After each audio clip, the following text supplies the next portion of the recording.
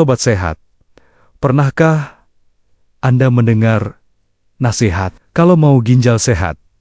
Perbanyak minum air putih dan makan buah yang banyak airnya seperti timun? Nasihat ini sangat populer ya. Tapi pernahkah Anda ragu? Apa benar sesederhana itu? Apa jangan-jangan ada aturan mainnya? Terutama untuk ginjal kita yang sudah bekerja puluhan tahun tanpa henti? Ternyata nasihat itu ada benarnya, Sobat Sehat. Jika kondisinya tepat, saya bertemu dengan Pak Warto, seorang pensiunan dari Salatiga. Di usianya yang ke-76, beliau bercerita bahwa dulu pernah punya masalah batu ginjal kecil. Dokternya selain memberikan obat, juga menyarankan beliau untuk rajin minum dan menjadikan timun sebagai lalapan wajib. Sejak saat itu, keluhannya tidak pernah kambuh lagi. Kisah Pak Warto ini tentu membuat kita yakin akan kehebatan timun. Tapi disinilah letak rahasianya. Hari ini, kita akan menguak tuntas dua wajah dari timun untuk ginjal. Kita akan lihat mengapa bagi Pak Warto timun bisa menjadi pencuci ginjal yang hebat. Namun mengapa dalam kondisi lain, ia justru bisa menjadi beban yang sangat berbahaya. Informasi ini sangat penting untuk semua lansia. Dan untuk mengupas tuntas kedua wajah timun ini, izinkan saya menyapa Anda terlebih dahulu. Assalamualaikum warahmatullahi wabarakatuh. Sobat Sehat, selamat datang kembali di channel Sobat Sehat Penyakit Dalam. Pastikan Anda sudah menjadi bagian dari keluarga sehat kita dengan menekan tombol subscribe agar kita bisa terus belajar ilmu penting seperti ini. Baik, mari kita mulai dengan melihat sisi baiknya. Jadi, bagaimana sebetulnya timun ini membantu ginjal kita yang sehat? Bayangkan, ginjal kita adalah sepasang saringan super canggih di dalam tubuh. Tugasnya adalah membersihkan darah dari racun dan zat-zat sisa. Sama seperti saringan di dapur, saringan ini juga perlu dibilas dan dirawat agar tidak mampet. Disinilah peran timun sebagai sahabat ginjal yang sehat dimulai. Sobat Sehat, kebaikan pertama datang dari kandungan airnya yang mencapai 95%.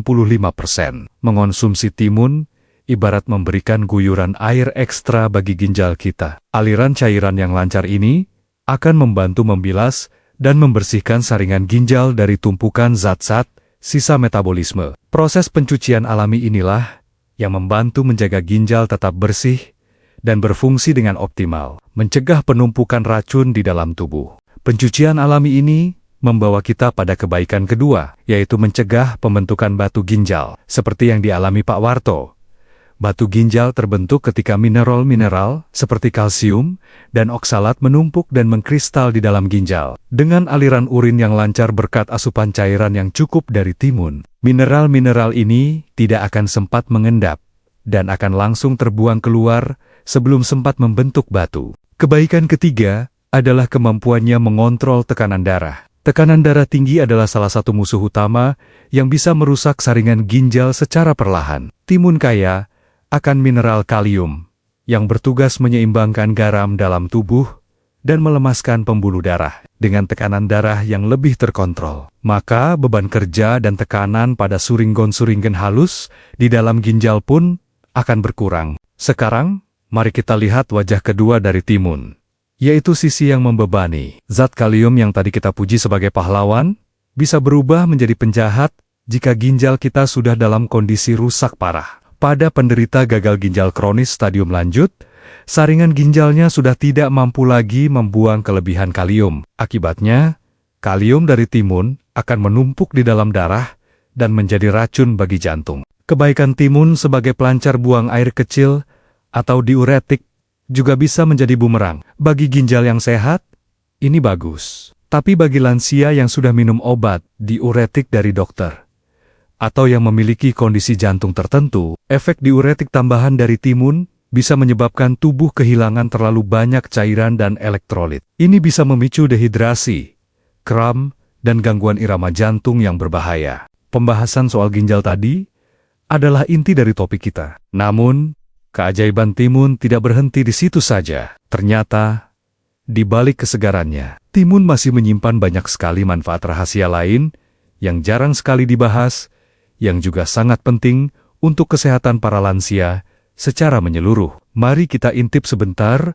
beberapa di antaranya. Sobat Sehat, manfaat jarang dibahas pertama, silika si penguat jaringan. Rahasia pertama adalah kandungan mineral langka bernama silika. Anggap saja, silika ini adalah semen alami bagi jaringan ikat di seluruh tubuh kita. Silika sangat penting untuk membantu menguatkan tulang, menjaga kesehatan tulang rawan pada persendian, dan juga membuat kulit lebih kenyal. Bagi lansia yang rentan mengalami nyeri sendi dan pengeroposan tulang, asupan silika dari timun bisa sangat membantu. Manfaat jarang dibahas kedua, cucurbitacin, si anti radang. Pernah makan timun yang sedikit pahit? Rasa pahit itu berasal dari zat bernama cucurbita. Ternyata zat ini adalah obat alami yang memiliki sifat anti-rodong dan anti-kanker yang kuat. Dalam jumlah kecil, zat ini sangat bermanfaat untuk melawan peradangan tersembunyi di dalam tubuh yang menjadi akar dari berbagai penyakit kronis. Inilah salah satu kekuatan tersembunyi dari lalapan favorit kita. Manfaat jarang dibahas ketiga, fizeton, si pelindung otak. Dan rahasia terakhir yang paling menakjubkan adalah untuk otak. Timun mengandung sebuah zat pelindung otak yang langka bernama fizetan. Fizetan adalah antioksidan yang terbukti mampu melindungi sel-sel saraf dari proses penuaan dan kerusakan. Beberapa penelitian menunjukkan bahwa asupan fizeton yang cukup dapat membantu meningkatkan daya ingat dan memperlambat perkembangan penyakit pikun atau demensia. Begitu banyak ya, sobat sehat, rahasia dari buah yang sering kita anggap sepele ini. Sekarang kita tahu ia bisa membantu sekaligus membebani.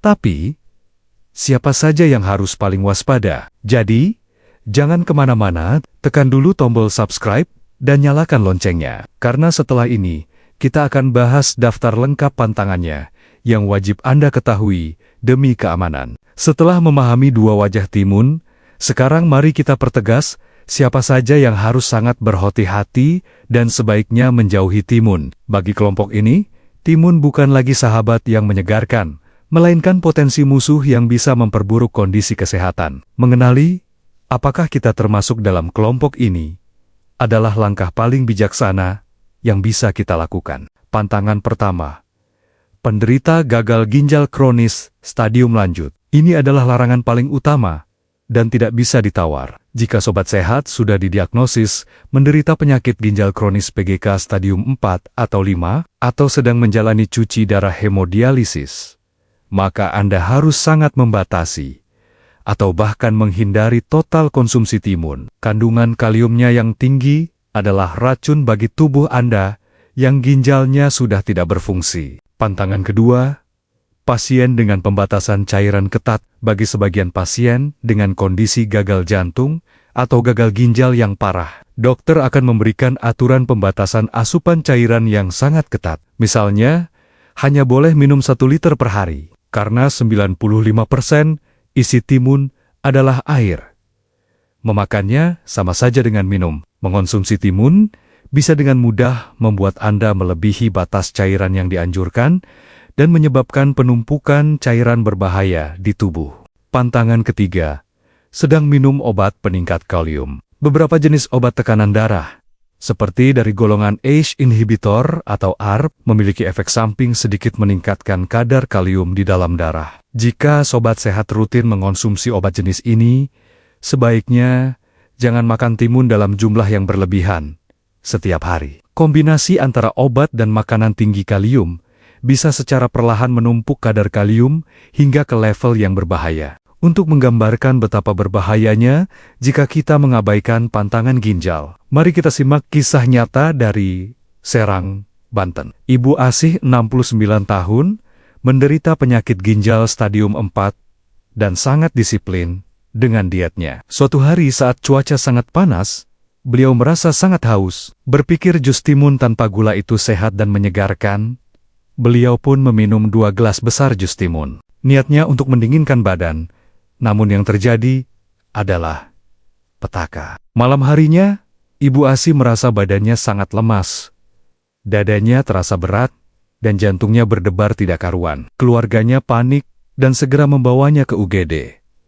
Hasil tes darah menunjukkan kadar kaliumnya sudah sangat tinggi dan berbahaya. Beliau harus segera dirawat intensif untuk menurunkan kadar kaliumnya, agar tidak berakibat fatal pada jantungnya. Kisah Ibu Asih adalah pelajaran keras tentang pentingnya mematuhi anjuran dokter. Selain menjadi pantangan bagi kondisi khusus tadi, konsumsi timun bahkan pada orang sehat, jika berlebihan juga bisa menimbulkan beberapa efek samping. Efek-efek ini adalah sinyal dari tubuh bahwa sesuatu yang baik pun harus ada batasnya. Mari kita kenali beberapa sinyal tersebut. Efek samping pertama, perut kembung dan sering bersendawa. Efek samping yang paling umum adalah perut kembung. Senyawa cucurbitacin dan juga kandungan seratnya, jika dikonsumsi dalam jumlah banyak, bisa menghasilkan gas saat dicerna di dalam usus. Gas inilah yang membuat perut terasa penuh, begah, dan memicu kita untuk lebih sering bersendawa. Ini adalah sinyal dari tubuh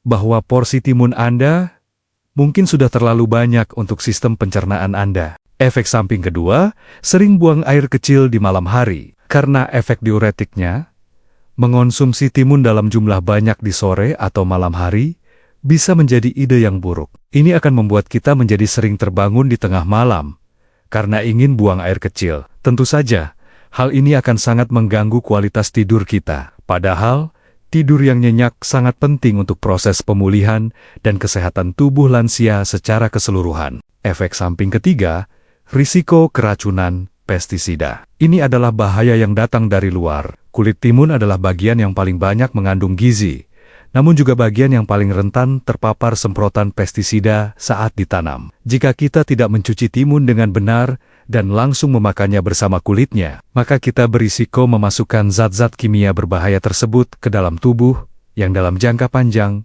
bisa menumpuk dan merusak organ. Efek samping keempat, reaksi alergi. Meskipun sangat jarang terjadi, alergi terhadap timun tetap bisa dialami oleh sebagian orang. Gejalanya bisa berupa rasa gatal di sekitar mulut dan lidah, ruam pada kulit, atau bahkan bengkak pada bibir. Jika sobat sehat mengalami gejala aneh seperti ini, setiap kali setelah makan timun, ada kemungkinan Anda memiliki alergi, dan sebaiknya menghindarinya untuk mencegah reaksi yang lebih parah di kemudian hari. Efek samping kelima, rasa pahit yang mengganggu. Dan terakhir, efek samping yang sering kita temui adalah rasa pahit, terutama di bagian ujung timun. Rasa pahit ini berasal dari penumpukan senyawa cucurbitacin. Meskipun dalam jumlah kecil tidak berbahaya, rasa pahit ini tentu bisa merusak kenikmatan makan kita. Selain itu, timun yang terasa sangat pahit menandakan kandungan cucurbitacin yang tinggi,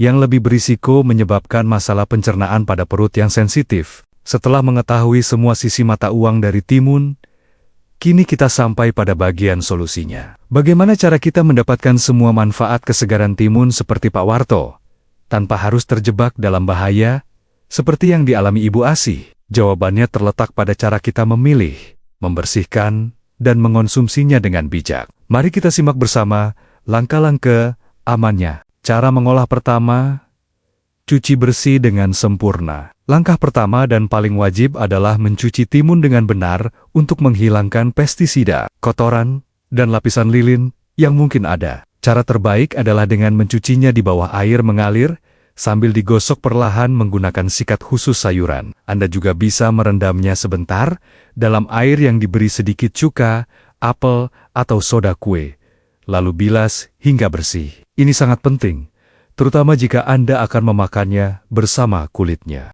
Cara mengolah kedua, porsi yang bijak adalah kunci. Langkah kedua adalah tentang porsi yang bijak. Tidak ada aturan pasti, namun anjuran umumnya adalah jangan berlebihan. Mengonsumsi sekitar setengah hingga 1 buah timun ukuran sedang per hari sebagai lalapan atau campuran salad sudah lebih dari cukup untuk mendapatkan manfaatnya tanpa memicu efek samping. Hindari mengonsumsinya dalam bentuk jus dalam jumlah besar, karena ini akan membuat dosisnya menjadi terlalu pekat dan terkonsentrasi. Jadi, mari kita simpulkan. Sobat sehat, timun memiliki 2 wajah untuk ginjal lansia. Ia sangat membantu bagi ginjal yang sehat untuk mencegah batu ginjal dan mengontrol tensi. Namun, ia justru membebani dan sangat berbahaya bagi ginjal yang sudah rusak parah karena kandungan kaliumnya. Kunci untuk mendapatkan manfaatnya adalah dengan mengetahui kondisi ginjal kita sendiri, mencucinya dengan bersih, dan mengonsumsinya dalam porsi yang wajar. Timun dan ginjal mengajarkan kita sebuah pelajaran hidup yang sangat penting. Kenalilah dirimu sendiri. Sesuatu yang menjadi obat bagi orang lain, bisa menjadi racun bagi kita jika kondisi kita berbeda. Kesehatan sejati bukanlah tentang mengikuti semua tren, melainkan tentang memahami apa yang dibutuhkan dan apa yang menjadi pantangan bagi tubuh unik kita masing-masing. Jadilah ahli bagi diri sendiri, Sobat Sehat. Terima kasih banyak Sobat Sehat telah setia menyimak informasi penting ini sampai akhir. Semoga video ini membuat kita lebih bijak dalam menikmati kesegaran timun. Jika Anda merasa video ini bermanfaat, mohon tunjukkan dukungan Anda dengan menekan tombol like dan bagikan kepada orang-orang terdekat. Tulis di kolom komentar, bagaimana cara favorit Sobat Sehat menikmati timun. Mari kita saling berbagi ide. Teruslah bersama kami di Sobat Sehat Penyakit untuk mendapatkan informasi kesehatan yang terpercaya dan disajikan dengan hati. Ingat, pengetahuan adalah kunci untuk membuat pilihan-pilihan kecil yang cerdas setiap hari, yang akan membangun sebuah masa tua yang sehat dan bahagia. Sampai bertemu di video selanjutnya. Jaga selalu kesehatan Anda. Wassalamualaikum warahmatullahi wabarakatuh.